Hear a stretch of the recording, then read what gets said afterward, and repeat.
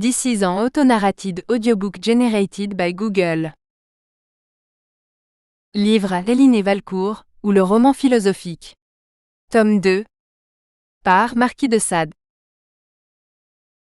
Troisième partie. Lettre 35e, d'Étéville à Valcourt. Histoire de Sainville et de Léonore. C'est en présentant l'objet qui l'enchaîne, qu'un amant peut se flatter d'obtenir l'indulgence de ses fautes. Daignez jeter les yeux sur Léonore, et vous y verrez à la fois la cause de mes torts, et la raison qui les excuse. Née dans la même ville qu'elle, nos familles unies par les nœuds du sang et de l'amitié, il me fut difficile de la voir longtemps sans l'aimer. Elle sortait à peine de l'enfance, que ses charmes faisaient déjà le plus grand bruit, et je joignis à l'orgueil d'être le premier à leur rendre hommage, le plaisir délicieux d'éprouver qu'aucun objet ne m'embrasait avec autant d'ardeur. Léonore, dans l'âge de la vérité et de l'innocence, n'entendit pas l'aveu de mon amour sans me laisser voir qu'elle y était sensible, et l'instant où cette bouche charmante sourit pour m'apprendre que je n'étais point haï, fut, j'en conviens, le plus doux de mes jours. Nous suivîmes la marche ordinaire, celle qu'indique le cœur quand il est délicat et sensible. Nous nous jurâmes de nous aimer, de nous le dire, et bientôt de n'être jamais l'un qu'à l'autre. Mais nous étions loin de prévoir les obstacles que le sort préparait à nos desseins, loin de penser que quand nous osions nous faire ces promesses, de cruels parrains s'occupaient à les contrarier, l'orage se formait sur nos têtes, et la famille de Léonore travaillait à un établissement pour elle, au même instant où la mienne allait me contraindre à en accepter un. Léonore fut avertie la première, elle m'instruisit de nos malheurs, elle me jura que si je voulais être ferme, quels que fussent les inconvénients que nous éprouvassions, nous serions pour toujours l'un à l'autre. Je ne vous rends point la joie que m'inspira cet aveu, je ne vous peindrai que l'ivresse avec laquelle j'y répondis.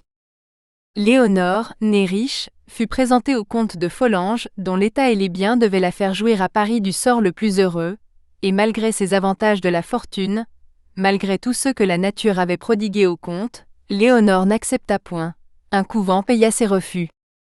Je venais d'éprouver une partie des mêmes malheurs, on m'avait offert une des plus riches héritières de notre province, et je l'avais refusée avec une si grande dureté, avec une assurance si positive à mon père, qu'ou j'épouserais Léonore, ou que je ne me marierais jamais, qu'il obtint un ordre de me faire joindre mon corps, et de ne le quitter de 2 ans. Avant de vous obéir, monsieur, dis-je alors, en me jetant aux genoux de ce père irrité, souffrez que je vous demande au moins la cruelle raison qui vous force à ne vouloir point m'accorder celle qui peut seule faire le bonheur de ma vie. Il n'y en a point, me répondit mon père, pour ne pas vous donner Léonore, mais il en existe de puissantes pour vous contraindre à en épouser une autre. L'alliance de mademoiselle de Vitry, ajouta-t-il, est ménagée par moi depuis 10 ans. Elle réunit des biens considérables, elle termine un procès qui dure depuis des siècles, et dont la perte nous ruinerait infailliblement. Croyez-moi, mon fils, de telles considérations valent mieux que tous les sophismes de l'amour. On a toujours besoin de vivre, et l'on n'aime jamais qu'un instant. Et les parrains de Léonore, mon père, dis-je en évitant de répondre à ce qu'il me disait, quel motif allège-t-il pour me la refuser? Le désir de faire un établissement bien meilleur. Dussé-je faiblir sur mes intentions? N'imaginez jamais devoir changer les leurs, ou leur fille épousera celui qu'on lui destine, ou on la forcera de prendre le voile. Je m'en tins là, je ne voulais pour l'instant qu'être instruit du genre des obstacles, afin de me décider au parti qui me resterait pour les rompre. Je suppliai donc mon père de m'accorder 8 jours, et je lui promis de me rendre incessamment après où il lui plairait de m'exiler. J'obtins le délai désiré, et vous imaginez facilement que je n'en profitais que pour travailler à détruire tout ce qui s'opposait au dessein que Léonore et moi avions de nous réunir à jamais. J'avais une tante religieuse au même couvent où on venait d'enfermer Léonore. Ce hasard me fit concevoir les plus hardis projets. Je contai mes malheurs à cette parente, et fus assez heureux pour l'y trouver sensible, mais comment faire pour me servir, elle en ignorait les moyens. L'amour me les suggère, lui dis-je, et je vais vous les indiquer. Vous savez que je ne suis pas mal en fille. Je me déguiserai de cette manière. Vous me ferez passer pour une parente qui vient vous voir de quelque province éloignée. Vous demanderez la permission de me faire entrer quelques jours dans votre couvent. Vous l'obtiendrez, je verrai Léonore, et je serai le plus heureux des hommes. Ce plan hardi parut d'abord impossible à ma tante, elle y voyait sans difficulté, mais son esprit ne lui en dictait pas une. que mon cœur ne la détruisit à l'instant, et je parvins à la déterminer. Ce projet adopté, le secret juré de part et d'autre, je déclarai à mon père que j'allais m'exiler puisqu'il l'exigeait, et que, quelque dur que fût pour moi l'ordre où il me forçait de me soumettre, je le préférais sans doute au mariage de mademoiselle de Vitry.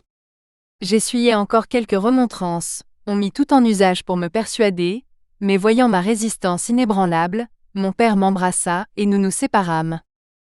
Je m'éloignai sans doute, mais il s'en fallait bien que ce fût pour obéir à mon père. Sachant qu'il avait placé chez un banquier à Paris une somme très considérable, destinée à l'établissement qu'il projetait pour moi, je ne crus pas faire un vol en m'emparant d'avance des fonds qui devaient m'appartenir, et muni d'une prétendue lettre de lui, forgée par ma coupable adresse, je me transportai à Paris chez le banquier, je reçus les fonds qui montaient à 100 000 écus, m'habillai promptement en femme, pris avec moi une soubrette à droite, et repartis sur le champ pour me rendre dans la ville et dans le couvent où m'attendait la tante chérie, qui roulait bien favoriser mon amour. Le coup que je venais de faire était trop sérieux pour que je m'avisasse de lui en faire part. Je ne lui montrai que le simple désir de voir Léonore devant elle, et de me rendre ensuite au bout de quelques jours aux ordres de mon père. Mais comme il me croyait déjà à ma destination, dis-je à ma tante, il s'agissait de redoubler de prudence. Cependant, comme on nous apprit qu'il venait de partir pour ses biens, nous nous trouvâmes plus tranquilles, et dès l'instant nos ruses commencèrent.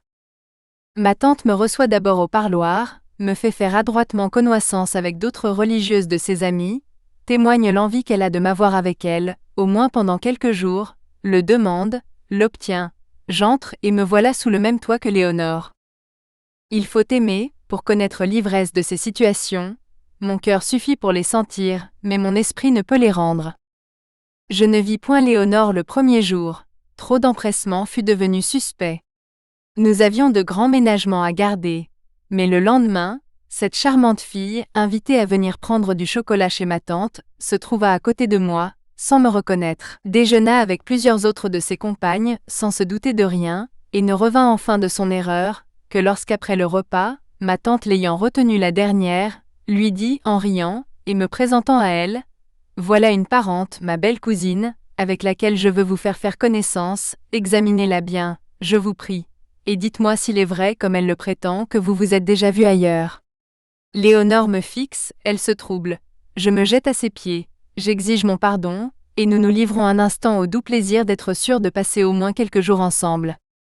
Ma tante crut d'abord devoir être un peu plus sévère, elle refusa de nous laisser seuls, mais je la cajolais si bien, je lui dis un si grand nombre de ces choses douces qui plaisent tant aux femmes, et surtout aux religieuses, qu'elle m'accorda bientôt de pouvoir entretenir tête-à-tête le divin objet de mon cœur. « Léonore, dis-je à ma chère maîtresse, dès qu'il me fut possible de l'approcher, « ô Léonore, me voilà en état de vous presser d'exécuter nos sermences, j'ai de quoi vivre, et pour vous, et pour moi le reste de nos jours. Ne perdons pas un instant, éloignons-nous.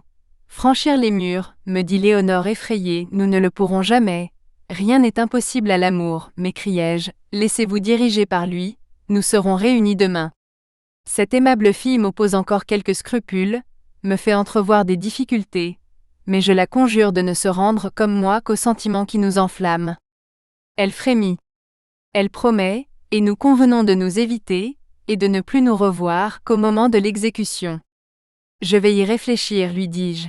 Ma tante vous remettra un billet, vous exécuterez ce qu'il contiendra, nous nous verrons encore une fois pour disposer tout, et nous partirons. Je ne voulais point mettre ma tante dans une telle confidence. Accepterait-elle de nous servir, ne nous trahirait-elle pas? Ces considérations m'arrêtaient, cependant il fallait agir. Seul, déguisé, dans une maison vaste dont je connoissais à peine les détours et les environs, tout cela était fort difficile, rien ne m'arrêta cependant, et vous allez voir les moyens que je pris. Après avoir profondément étudié pendant 24 heures, tout ce que la situation pouvait me permettre, je m'aperçus qu'un sculpteur venait tous les jours dans une chapelle intérieure du couvent, réparer une grande statue de Sainte Ultrogote, patronne de la maison, en laquelle les religieuses avaient une foi profonde. On lui avait vu faire des miracles, elle accordait tout ce qu'on lui demandait. Avec quelques patenôtres, dévotement récités au bas de son autel, on était sûr de la béatitude céleste. Résolu de tout hasarder, je m'approchai de l'artiste, et après quelques génuflexions préliminaires, Je demandai à cet homme s'il avait autant de foi que ces dames au crédit de la sainte qu'il rajustait. Je suis étrangère dans cette maison, ajoutai-je, et je serais bien aise d'entendre raconter par vous quelques hauts faits de cette bienheureuse. Bon, dit le sculpteur en riant, et croyant pouvoir parler avec plus de franchise d'après le ton qu'il me voyait prendre avec lui. Ne voyez-vous pas bien que ce sont des béguines qui croient tout ce qu'on leur dit? Comment voulez-vous qu'un morceau de bois fasse des choses extraordinaires? Le premier de tous les miracles devrait être de se conserver, et vous voyez bien qu'elle n'en a pas la puissance, puisqu'il faut que je la raccommode. Vous ne croyez pas à toutes ces momeries-là, vous, mademoiselle? Ma foi, pas trop, répondis-je, mais il faut bien faire comme les autres.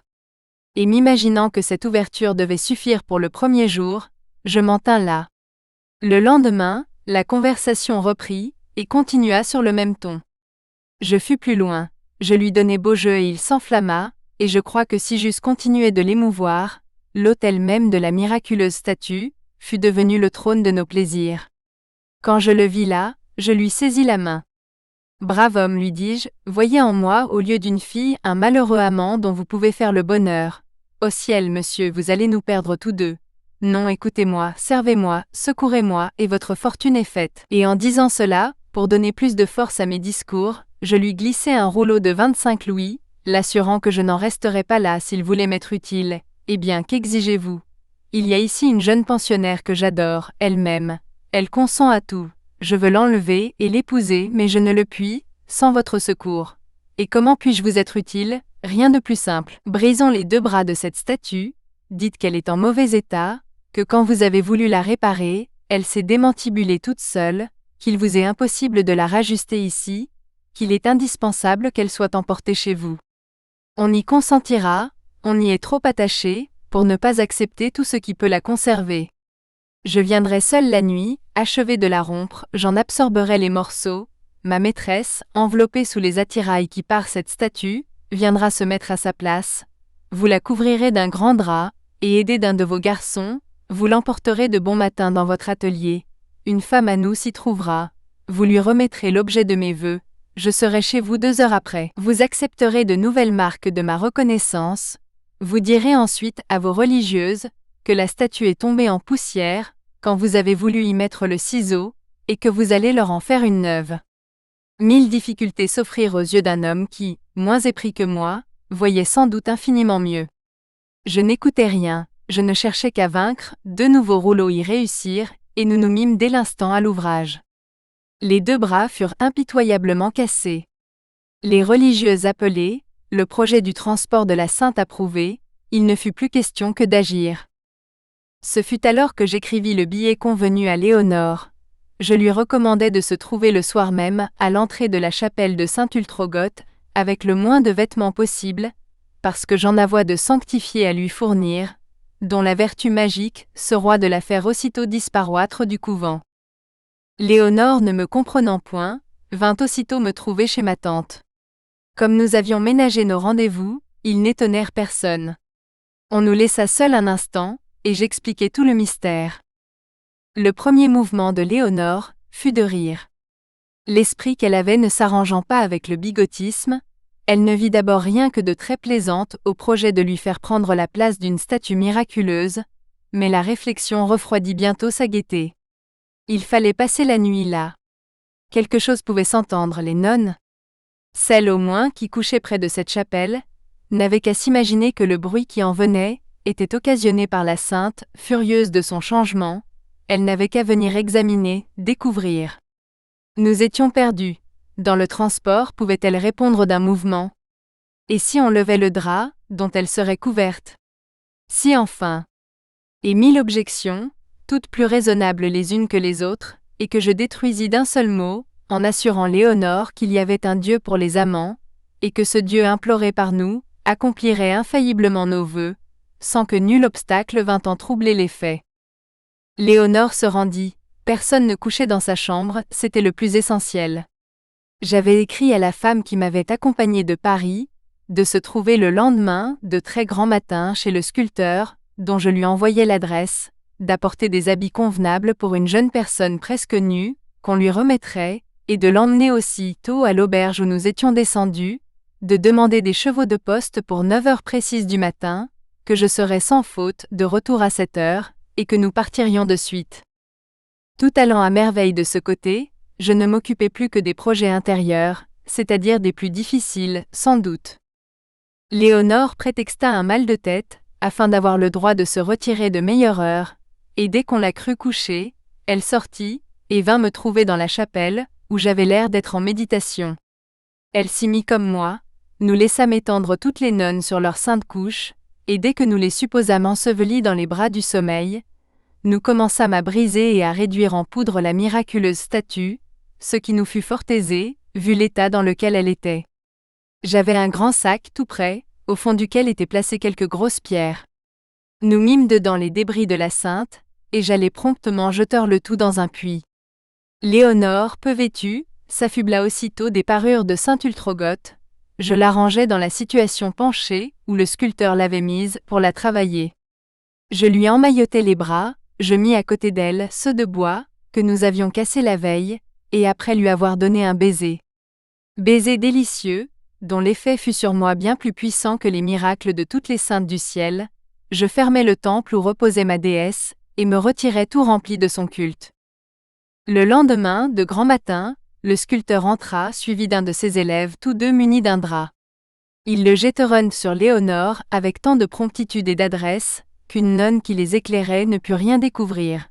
L'artiste, aidé de son garçon, emporta la prétendue sainte, ils sortirent, et Léonore, reçue par la femme qui l'attendait, se trouva à l'auberge indiquée, sans avoir éprouvé d'obstacle à son évasion. J'avais prévenu de mon départ. Il n'étonna personne. J'affectais, au milieu de ces dames, d'être surpris de ne point voir Léonore, on me dit qu'elle était malade. Très en repos sur cette indisposition, je ne montrais qu'un intérêt médiocre. Ma tante, pleinement persuadée que nous nous étions fait nos adieux mystérieusement la veille, ne s'étonna point de ma froideur, et je ne pensais plus qu'à revoler avec empressement, où m'attendait l'objet de tous mes vœux. Cette chère fille avait passé une nuit cruelle, toujours entre la crainte et l'espérance, son agitation avait été extrême. Pour achever de l'inquiéter encore plus, une vieille religieuse était venue pendant la nuit prendre congé de la sainte. Elle avait marmotté plus d'1 heure, ce qui avait presque empêché Léonore de respirer, et à la fin des patenôtres, la vieille bégueule en larmes avait voulu la baiser au visage. Mais mal éclairée, oubliant sans doute le changement d'attitude de la statue, son acte de tendresse s'était porté vers une partie absolument opposée à la tête. Sentant cette partie couverte, et imaginant bien qu'elle se trompait, la vieille avait palpé pour se convaincre encore mieux de son erreur. Léonore, extrêmement sensible, et chatouillée dans un endroit de son corps dont jamais nulle main ne s'était approchée, n'avait pu s'empêcher de tressaillir. La nonne avait pris le mouvement pour un miracle, elle s'était jetée à genoux, sa ferveur avait redoublé, mieux guidée dans ses nouvelles recherches, elle avait réussi à donner un tendre baiser sur le front de l'objet de son idolâtrie, et s'était enfin retirée. Après avoir bien ri de cette aventure, nous partîmes, Léonore, la femme que j'avais amenée de Paris, un laquais et moi. Il s'en fallut de bien peu que nous ne fissions naufrage dès le premier jour. Léonore, fatiguée, voulut s'arrêter dans une petite ville qui n'était pas à 10 lieues de la nôtre. Nous descendîmes dans une auberge. À peine y étions-nous, qu'une voiture en poste s'arrêta pour y dîner comme nous. C'était mon père, il revenait d'un de ses châteaux, il retournait à la ville, l'esprit bien loin de ce qui s'y passait. Je frémis encore quand je pense à cette rencontre. Il monte. On l'établit dans une chambre absolument voisine de la nôtre. Là, ne croyant plus pouvoir lui échapper, je fus prêt 20 fois à aller me jeter à ses pieds pour tâcher d'obtenir le pardon de mes fautes, mais je ne le connaissais pas assez pour prévoir ses résolutions. Je sacrifiais entièrement Léonore par cette démarche. Je trouvais plus à propos de me déguiser et de partir fort vite. Je fis monter l'hôtesse, je lui dis que le hasard venait de faire arriver chez elle un homme à qui je devais 200 louis, que ne me trouvant ni en état, ni en volonté de le payer à présent, je la priai de ne rien dire, et de m'aider même au déguisement que j'allais prendre pour échapper à ce créancier. Cette femme, qui n'avait aucun intérêt à me trahir, et à laquelle je payais généreusement notre dépense, se prêta de tout son cœur à la plaisanterie. Léonore et moi nous changeâmes d'habits, et nous passâmes ainsi tous deux effrontément devant mon père, sans qu'il lui fût possible de nous reconnaître, quelque attention qu'il eût l'air de prendre à nous. Le risque que nous venions de courir décida Léonore à moins écouter l'envie qu'elle avait de s'arrêter partout, et notre projet étant de passer en Italie, nous gagnâmes Lyon d'une traite. Le ciel m'est témoin que j'avais respecté jusqu'alors la vertu de celle dont je voulais faire ma femme, j'aurais cru diminuer le prix que j'attendais de l'hymen, si j'avais permis à l'amour de le cueillir. Une difficulté bien mal entendue détruisit notre mutuelle délicatesse, et la grossière imbécilité du refus de ceux que nous fûmes implorés, pour prévenir le crime, fut positivement ce qui nous y plongea tous deux.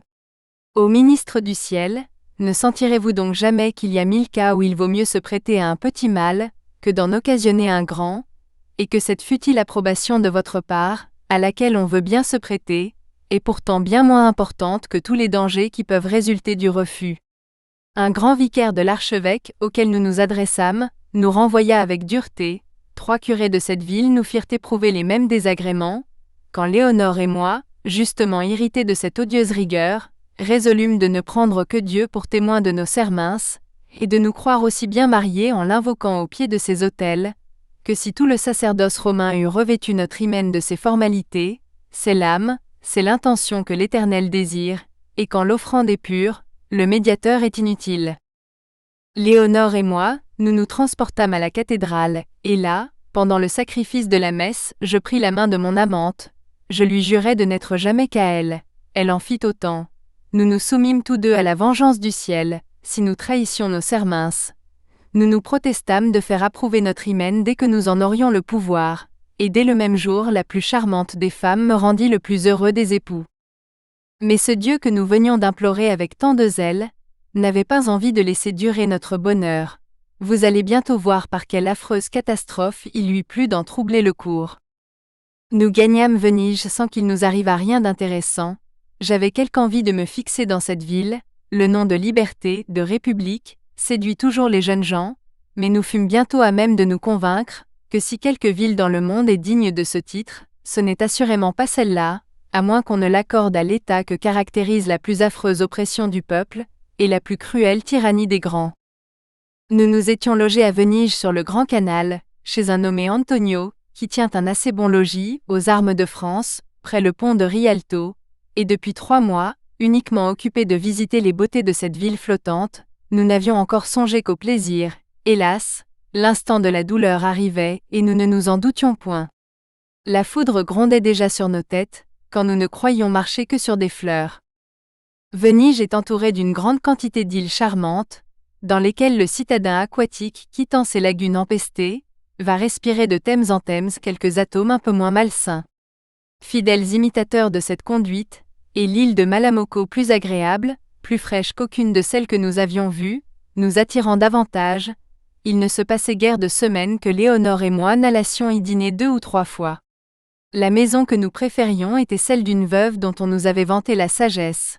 Pour une légère somme, elle nous apprêtait un repas honnête, et nous avions de plus tout le jour la jouissance de son joli jardin. Un superbe figuier ombrageait une partie de cette charmante promenade. Léonore, très friande du fruit de cet arbre, trouvait un plaisir singulier à aller goûter sous le figuier même, et à choisir là tour à tour les fruits qui lui paraissaient les plus mûrs. Un jour, ô fatale époque de ma vie, un jour que je la vis dans la grande ferveur de cette innocente occupation de son âge, séduit par un motif de curiosité, je lui demandai la permission de la quitter un moment, pour aller voir à quelques milles de là, une abbaye célèbre, par les morceaux fameux du Titien et de Paul Véronèse, qui s'y conservaient avec soin. Émue d'un mouvement dont elle ne parut pas être maîtresse. Léonore me fixa. « Eh bien, me dit-elle, te voilà déjà marié, tu brûles de goûter des plaisirs sans ta femme. Où vas-tu, mon ami ? Quel tableau peut donc valoir l'original que tu possèdes ? Aucun assurément, lui dis-je, et tu en es bien convaincu, mais je sais que ces objets t'amusent peu, c'est l'affaire d'1 heure, et ces présences superbes de la nature, ajoutai-je en lui montrant des figues, sont bien préférables aux subtilités de l'art, que je désire aller admirer un instant. Va, mon ami, me dit cette charmante fille, je saurais être 1 heure sans toi, et se rapprochant de son arbre, va, cours à tes plaisirs, je vais goûter les miens. Je l'embrasse, je la trouve en larmes. Je veux rester, elle m'en empêche. Elle dit que c'est un léger moment de faiblesse, qu'il lui est impossible de vaincre. Elle exige que j'aille où la curiosité m'appelle, m'accompagne au bord de la gondole, m'y voit monter, reste au rivage pendant que je m'éloigne, pleure encore, au bruit des premiers coups de rame, et rentre à mes yeux dans le jardin. Qui m'eût dit que tel était l'instant qui allait nous séparer, et que dans un océan d'infortune allaient s'abîmer nos plaisirs. Et quoi ? Interrompit ici Madame de Blamont, vous ne faites donc que de vous réunir. Il n'y a que 3 semaines que nous le sommes, madame, répondit Sainville, quoiqu'il y ait 3 ans que nous ayons quitté notre patrie. Poursuivez, monsieur, cette catastrophe annonce 2 histoires qui promettent bien de l'intérêt. Ma course ne fut pas longue, reprit Sainville. Les pleurs de Léonore m'avaient tellement inquiété, qu'il me fut impossible de prendre aucun plaisir à l'examen que j'étais allé faire. Uniquement occupé de ce cher objet de mon cœur, je ne songeais plus qu'à venir la rejoindre. Nous atteignons le rivage. Je m'élance. Je vole au jardin, et au lieu de Léonore, la veuve, la maîtresse du logis, se jette vers moi, tout en larmes, me dit qu'elle est désolée, qu'elle mérite toute ma colère. Qu'à peine ai-je été à 100 pas du rivage, qu'une gondole, remplie de gens qu'elle ne connaît pas, s'est approchée de sa maison, qu'il en est sorti 6 hommes masqués, qui ont enlevé Léonore, l'ont transportée dans leur barque, et se sont éloignés avec rapidité, en gagnant la haute mer. Je l'avoue, ma première pensée fut de me précipiter sur cette malheureuse, et de l'abattre d'un seul coup à mes pieds. Retenu par la faiblesse de son sexe, je me contentais de la saisir au col, et de lui dire, en colère, qu'elle eut à me rendre ma femme, ou que j'allais l'étrangler à l'instant. Exécrable pays, m'écriai-je. Voilà donc la justice qu'on rend dans cette fameuse république. Puisse le ciel m'anéantir et m'écraser à l'instant avec elle, si je ne retrouve pas celle qui m'est chère. À peine ai-je prononcé ces mots que je suis entouré d'une troupe de sbires. L'un d'eux s'avance vers moi, me demande si j'ignore qu'un étranger ne doit à Venise parler du gouvernement, en quoi que ce puisse être, scélérat, répondis-je, hors de moi, il en doit dire et penser le plus grand mal, quand il y trouve le droit des gens et l'hospitalité aussi cruellement violés. Nous ignorons ce que vous voulez dire, répondit l'alguazil, mais ayez pour agréable de remonter dans votre gondole, et de vous rendre sur-le-champ prisonnier dans votre auberge, jusqu'à ce que la République ait ordonné de vous. Mes efforts devenaient inutiles et ma colère impuissante. Je n'avais plus pour moi que des pleurs qui n'attendrissaient personne, et des cris qui se perdaient dans l'air. On m'entraîne. 4 de ces vils fripons m'escortent, me conduisent dans ma chambre, me consignent à Antonio, et vont rendre compte de leur scélératesse. C'est ici où les paroles manquent, au tableau de ma situation. Et comment vous rendre en effet ce que j'éprouvais, ce que je devins, quand je revis cet appartement, duquel je venais de sortir depuis quelques heures, libre et avec ma Léonore, et dans lequel je rentrais prisonnier et sans elle. Un sentiment pénible et sombre succéda bientôt à ma rage. Je jetai les yeux sur le lit de mon amante, sur ses robes, sur ses ajustements, sur sa toilette. Mes pleurs coulaient avec abondance en m'approchant de ces différentes choses. Quelquefois, je les observais avec le calme de la stupidité.